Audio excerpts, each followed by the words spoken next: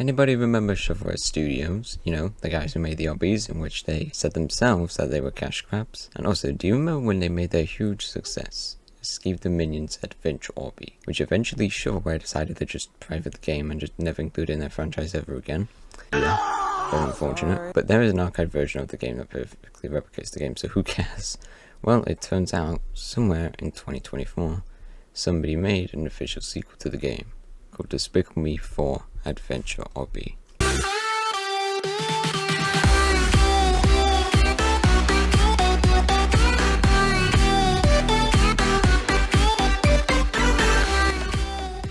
Now, what caught my eye on this game was how, oh my god, this game got dislike bombed.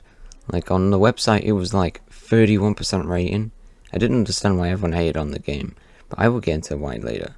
So for now, you're just gonna have to look for clues why this game is hated. First of all, the trailer from the game is just a short clip from Despicable Me 4, and it just cuts to the game's title. Like, there's just no gameplay shown, it's just movie clip, title of game. Great trailer, gang. After a 10-minute loading screen, I was introduced to the Shovelware Studios intro, but when you listen to it, it sounds off. Am I really going to defile this grave for Robux? So maybe the only developer behind this is a 31 backwards year old, so now we'll just cut them some slack. But there is a menu for some reason, even though this wasn't in the original game, but who cares. Then we are greeted into where we spawn in the Shovelware Studios minion obby. Oh my god. Now do you see a sign why this game was disliked? Also, there is a donation board, because money. Anyways, let's talk about the lore in this game. So apparently, this mini-Gru says that new villains have took Gru, and we must stop him. Also, Drew is here, but he says the same thing as he did in the Shovelware obby. And then I fell into oblivion. Gru says something to us, even though he's trapped. Look, okay, the game gets better. He says his arch nemesis is taking over. He tells us we need to become one of his... yeah, whatever that means. And free him and save the universe. Not the world, but the universe. I quickly noticed that we were doing the same type of thing like we did in the Shovelware Minions obby. But instead of minions trying to stop us, it's characters from different Shovelware Studios obbies trying to stop us. And remember how there are minions on rockets in the OG game? Well, they've just decided to get rid of the minion and just leave the rocket there, meaning that the rockets were just driving by themselves. They also made the moving minions that get you into shopping carts with a laser gun attached to them. I don't know if this is a reference to, but we'll just move on from that. Instead of this bridge falling, we have to enter some random portal, and these guys tell us to get in it for some reason. Some guy tells us that this is a dangerous part of the company. Like, the lore in this game is just something. Then he just says, I have feeling something more happened here.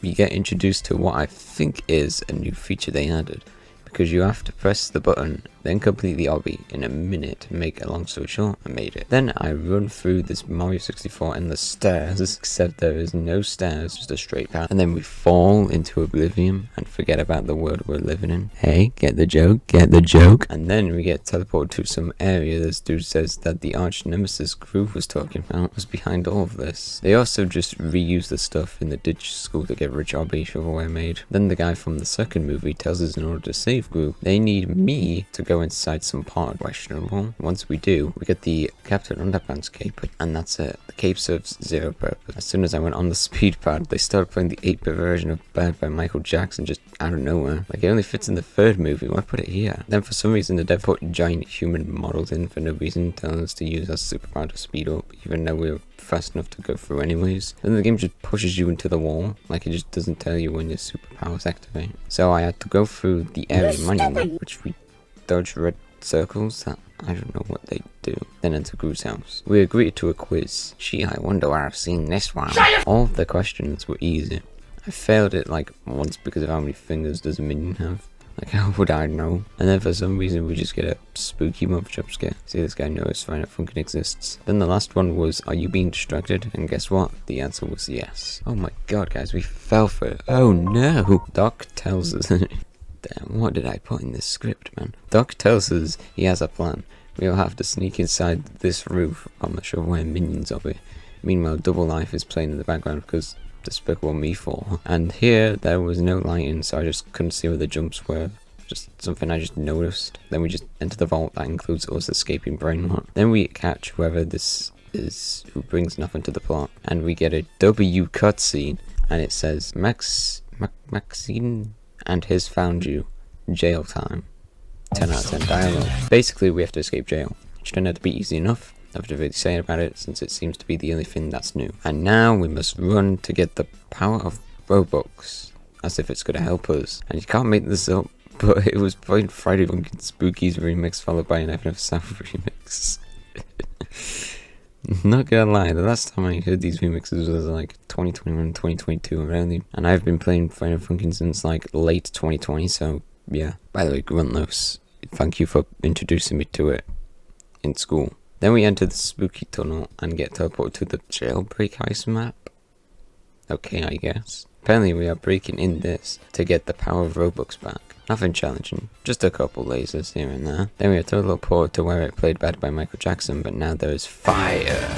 And there is like 2 side references, so that's cool. Then we get to enter Goo's house again, but then out of nowhere we just get the ultimate epic dance fight, which plays 2 songs at once, in which it plays FNF Roses, and they just didn't even change the notes to make it actual FNF Roses, so I guess that's where the game goes bye-bye. And right at the end, we're about to use the power of Robux, but plot twist, the power of Robux we have is fake, and the villain has the real power of Robux. So now we have to stop it. Then we get teleported to a F1 track for some reason, and we see the dancing banana, aka Shovelware Studios mascot, next to a Weird Al Yankovic statue, because Shovelware always has a Weird Al references in their old obbies. We get to see the Captain Underpants characters as well, because I guess they ran out of people to add. Then we have to Subway Surfers our way out of this F1 race. And for some reason, there are Feastables, Piggy characters, and a giant Mr. Beast. And on my first run, I died by thin air for some reason, but I managed to do it in the second time.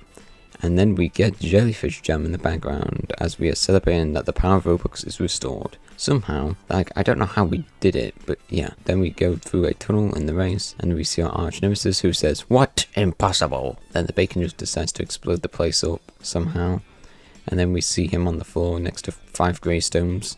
I just noticed Harambe is one of them. Rest in peace to a legend. And then we are teleported to the bubblegum ship in which it plays Tears for Fears Everybody Wants to Rule the World. Like, you can't make this up. And even better, Gru sings it, and everything else is just reused, and that's it. That was a ride. It has taken me like 2 hours to write this script just for this, and I can finally rest. But first, time for my opinion. Yeah, this game is kind of an asset flip. Like, they didn't change much except it having a confusing storyline. Like, we go into the same area, then some unrelated area, then another unrelated area, to another. The story was just everywhere. Now, back to the part where I said, why does this game have so much dislikes? Well, as I said before, it's an asset flip, and looking to better discovery, a lot of people felt the same issue. And many I forgot existed to make it a bad game. One person describes the game as a disgrace to old shovelware. It's just a rehash of assets glued together to make a new game. Someone also said actual shovelware, claiming it's a reskin. Then this one comment got me, and all they said was shovelware did not retire for this. Like, oh my. This game got a 4.6 out of 10 on Better Discovery, but overall, I give Despicable Me 4 Adventure RP a 34 on the blocks meter. The reason for this is because they actually managed to add somewhat OG elements, but they also used the same obstacles. And I liked the music, like the FNF songs and Bad by Michael Jackson. I think that Michael Jackson probably carried this entire hobby. Anyways, I hope you guys enjoyed this video. Like this video if you enjoyed. Be sure to subscribe if you, and I'll see you next time. Boop!